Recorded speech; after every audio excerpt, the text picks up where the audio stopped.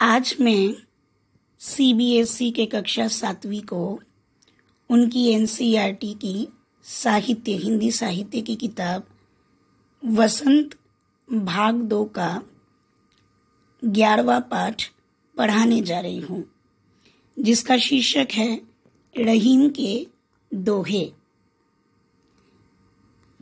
इसमें कुल 5 दोहे दिए गए हैं।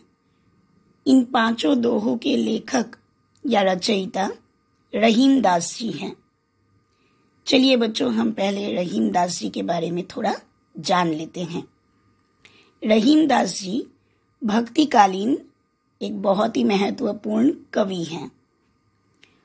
भक्ति काल में सभी ने भगवान के बारे में लिखा, भक्ति के बारे में लिखा, सच्ची भक्ति, और साथ ही जो बाह्य कर्म कांड हैं, जिनको हम कहते हैं कुसंस्कार, सुपरस्टिशंस,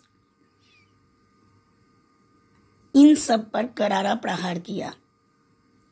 उन्होंने धर्म के सही अर्थ को मानव सभ्यता और समाज के सामने पेश किया और धर्म के सभी बाह्य आडंबर और कुसंस्कारों का घोर विरोध किया। ये हैं रहीम दास जी, जिनका पूरा नाम था अब्दुल रहीम खान खाना। ठीक है।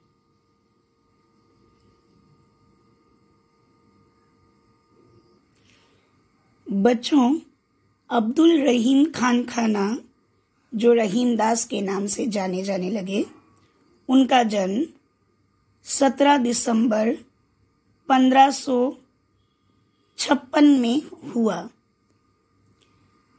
सम्राट अकबर के जो प्रसिद्ध अभिभावक थे बैरम खान, वे उन्हीं के बेटे थे। रहीम के पिता बैरम खान सबसे पहले मुगल सम्राट बाबर की सेना में भर्ती हुए और फिर उन्होंने अपनी स्वामी भक्ति और वीरता का परिचय दिया। बाबर की मृत्यु के बाद वे उनके बेटे हुमायूं के विश्वास पात्र बन गए और फिर रहीम का जन्म हुआ अकबर के समय में। हिंदी के प्रसिद्ध कवि रहीम का अकबर के दरबार में बड़ा महत्वपूर्ण स्थान था। वे अकबर के दरबार के नवरत्नों में से एक थे। रहीम केवल कवि ही नहीं, एक कुशल सेनापति, आश्रयदाता, दानवीर, कूटनीतिज्ञ, बहुभाषाविद, विद्वान थे। वे भारतीय सामाजिक संस्कृति के अनन्य आराधक थे और वे सभी धर्म, सभी संप्रदायों के प्रति समादर का भाव रखते थे। वे बहुमुखी प्रतिभा के धनी थे। एक ही साथ उन्होंने कलम और तलवार दोनों चलाना सीखा। मानव प्रेम के वे सूत्रधार थे। जन्म से एक मुसलमान होते हुए भी हिंदू जीवन के अंतर्मन में बैठकर रहीम ने जो मार्मिक और तथ्य अंकित किए हैं, उनकी विशाल हृदयता का ये परिचय देती है।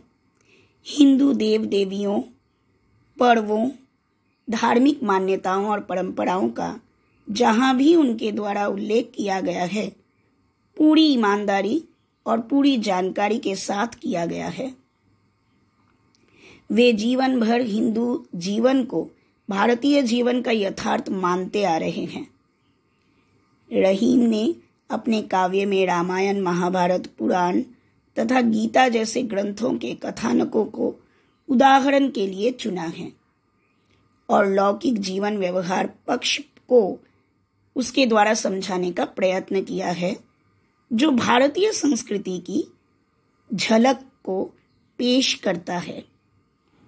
तो आइए अब हम रहीम के दोहों को एक एक करके पढ़ते हैं और उनका अर्थ समझते हैं।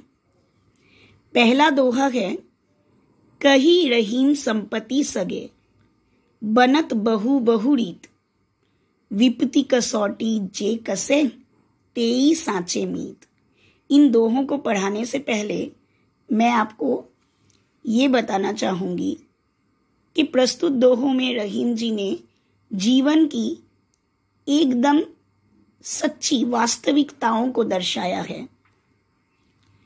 पहले दोहे में सच्ची मित्रता की परिभाषा दी है। ठीक है, कि सच्चा मित्र वही होता है जो हमारे कठिन समय में काम आता है।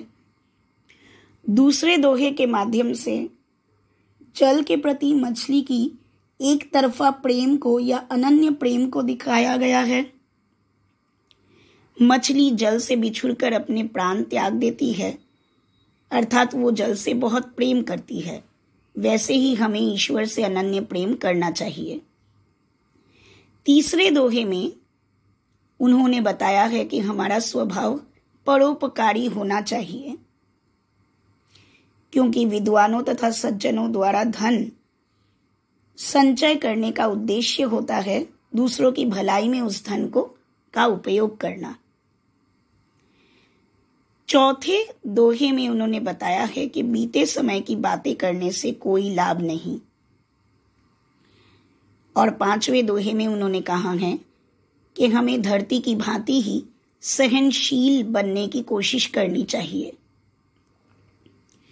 तो हम अब एक एक करके रहीम के सभी दोहों को समझने की कोशिश करेंगे। कही रहीम संपत्ति सगे, बनत बहुत बहुरीत, विपति कसौटी जे कसे, तेई सांचे मीत। संपत्ति का मतलब है धन दौलत, सगे यानी अपने, बनत यानी बन जाते हैं, बहु यानी बहुत से, रीत यानी ढंग या तरीके, विपत्ति यानी संकट या विपत्ति, कसौटी जे कसे मतलब जो साथ दे, जो खड़ा उतरे, तेई मतलब वह ही, सांचे यानी सच्चा, मीत यानी मित्र। प्रस्तुत दोहे में सच्चे मित्र की परिभाषा दी गई है। कही रहीम संपत्ति सगे बनत बहुत बहुरीत। यहाँ रहीम जी कहते हैं कि जब तक मनुष्य के पास संपत्ति यानी धन दौलत होता है, कही रहीम यानी रहीम कहता है कि जब तक आपके पास संपत्ति है तब तक आपके बहुत सारे लोग बहुत सारे ढंग या उपायों से आपके सगे बनने की कोशिश करेंगे। सगे बनत बहुत बहुरीत यानी तब तक बहुत से लोग कई तरीके अपनाकर रिश्ते नाते निभाते हैं या रिश्ता जोड़ने आ जाते हैं। विपत्ति कसौटी जे कसे, परंतु विपत्ति के समय या विपत्ति की कसौटी पर जो खड़ा उतरता है, तेई साचे मीत, वह ही सच्चा मित्र कहलाता है या होता है। यानी हमारे सच्चे मित्र या हितैषी वे नहीं होते जो हमारे धन संपत्ति को देखकर हमसे मित्रता करते हैं, क्योंकि सच्चा मित्र केवल वही है जो विपत्ति की कसौटी पर खड़ा उतरता है, अर्थात दुख दरिद्रता या किसी मुश्किल में हमारा साथ निभाता है। यानी सच्चा मित्र वही होता है जो कठिन समय में काम आता है। तो अगला दोहा है, जाल पड़े जल जात बही, तजी मीनन को मोह, रहीमन मछली नीर को, तऊ न छाड़ती छोह। इसमें जल के प्रति मछली के एक तरफा प्रेम को दर्शाया गया है। रहीम कहते हैं कि पानी में जाल डालने पर मछली के जाल में फंसते ही पानी उसका मोह त्याग कर बह जाता है, लेकिन फिर भी पानी के प्रति अपने प्रेम को मछली त्याग नहीं पाती और जल से उसका बिछोह यानी बिछड़न होते ही वह तड़प तड़प कर अपने प्राण त्याग देती है। वास्तव में रहीम यह कहना चाहते हैं कि हमें मछली की भांति ही ईश्वर से अनन्य प्रेम करना चाहिए। जाल पड़े, जाल यानी मछली पकड़ने का जाल, पड़े यानी पड़ने पर, जल जात बही, ये पानी बह जाता है, जात यानी जाता है, बही यानी बह। तजी मीनन को मोह, तजी यानी छोड़कर, त्याग कर, मीनन यानी मछलियों का, मोह यानी मछलियों से प्रेम या लगाव को त्याग कर पानी या जल उनको छोड़कर चला जाता है। रहीमन मछली नीर को, रहीम जी अपना नाम हर दोहे में रखते हैं, इसलिए रहीमन मछली नीर को यानी मछली पानी को, तऊ न छाड़ती छोह, तऊ यानी तब भी, न छाड़ती यानी नहीं छोड़ती, छोह यानी मोह या लगाव, यानी पानी के छोड़ जाने पर भी मछली पानी का मोह नहीं त्याग पाती। ठीक है, अब हम अगला दोहा देखेंगे। तरुवर फल नहीं खात है, सरवर पियत न पान, कही रहीम पर काज हित, संपत्ति सचही सुजान। यहाँ रहीम ने परोपकार के महत्व को दर्शाया है और कहा है कि हमारा स्वभाव परोपकारी होना चाहिए। इसमें विद्वानों तथा सज्जनों द्वारा धन जोड़ने के उद्देश्य को दर्शाया गया है। रहीम कहते हैं कि तरुवर फल नहीं खात है, तरुवर यानी वृक्ष अपना फल कभी नहीं खाते, सरवर पियत न पान, और उसी तरह सरोवर यानी तालाब अपना पानी नहीं पीते हैं। कही रहीम पर काज हित, यानी रहीम का कहना है कि पर काज हित यानी दूसरों के काम के, अच्छे काम के लिए, यानी दूसरों की भलाई करने के लिए। संपत्ति सचही सुजान, सुजान यानी सज्जन और विद्वान लोग, अच्छे आदमी। संपत्ति संचयी यानी अपने धन को संग्रह करते हैं या धन का संचय करते हैं, अपने एक एक पैसे को जोड़ते हैं। किस लिए? सिर्फ अपनी भलाई के लिए नहीं, बल्कि दूसरों की भलाई के लिए, दूसरों के काम आने के लिए।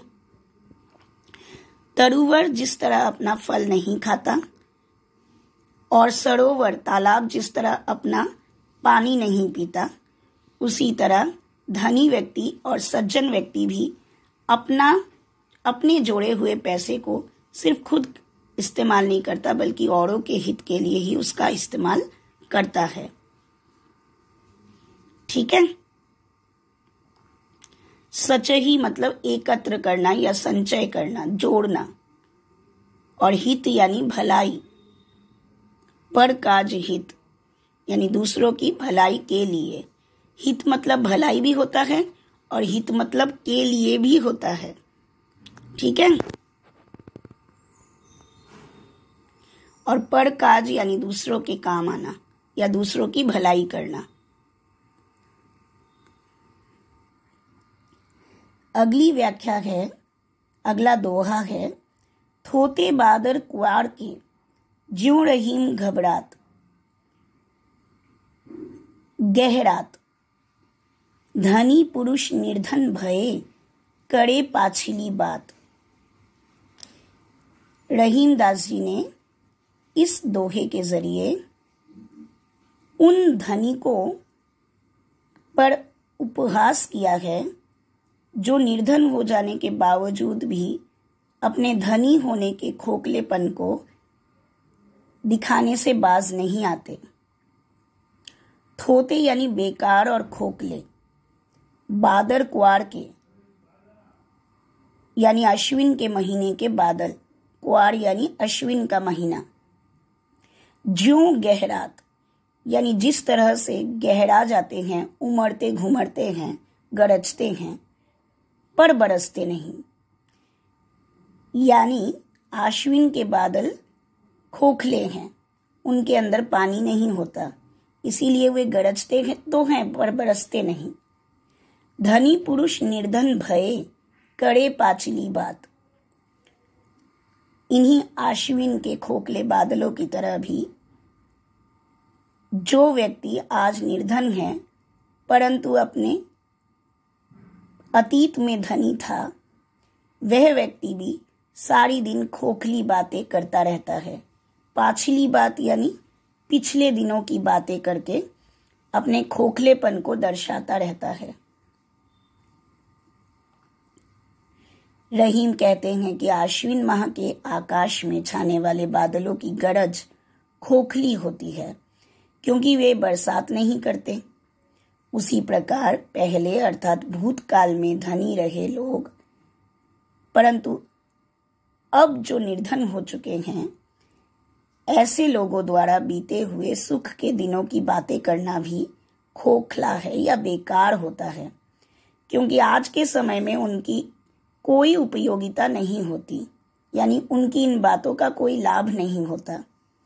अर्थात बीते समय की बातें करने से कोई लाभ नहीं होता। हमारा आखिरी दोहा है इस पाठ का। धरती की सी रीत है, शीत घाम औ मेघ, जैसी पड़े सो सही रहे, त्यों रहीम यह देह। इसमें रहीम ने मनुष्य को पृथ्वी के समान सहनशील बनने के लिए प्रेरित किया है। रहीम कहते हैं कि धरती की सी रीत है, कि धरती का यही नियम है, रीत यानी नियम है। शीत घाम और मेघ, शीत यानी ठंड या शरद, घाम यानी ग्रीष्मकाल गर्मी और मेघ यानी वर्षा ऋतु बादलों का मौसम। रहीम कहते हैं धरती का यही नियम है कि वह सर्दी गर्मी और बरसात जैसे हर प्रकार के मौसम में समान भाव से हर प्रकार के मौसम को झेले या सहन कर सके। जैसी पड़े सो सही रहे, यानी जैसे भी प्रकृति का या जैसा भी मौसम होता है सो सही झेले, उसे उसी तरह से सही यानी सहना पड़ता है धरती को, ठीक है, झेलना पड़ता है। त्यों रहीम यह देह, त्यों यानी उसी तरह से यह देह यानी हमारे शरीर देह को भी उसी तरह से सहनशील होना पड़ेगा धरती की तरह, कि जैसी भी परिस्थिति हो हमें उसको सहन करना पड़ेगा, झेलना पड़ेगा।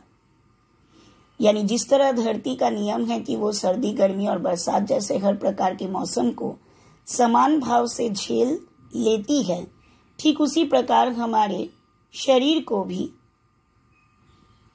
में भी वैसी ही क्षमता होनी चाहिए कि हम जीवन में हर परिवर्तन को, चाहे सुख हो या दुख, उसे समान रूप से और सहज रूप से स्वीकार कर सकें, सहन कर सकें।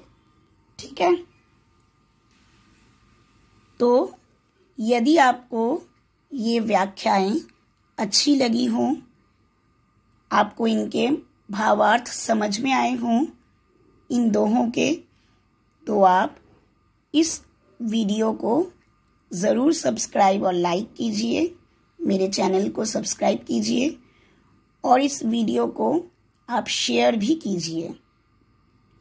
मैंने आप लोगों की सुविधा के लिए हर दोहे का भावार्थ और शब्दार्थ यहाँ अपने नोटबुक में लिखा है और उन्हीं को आपको समझाया है।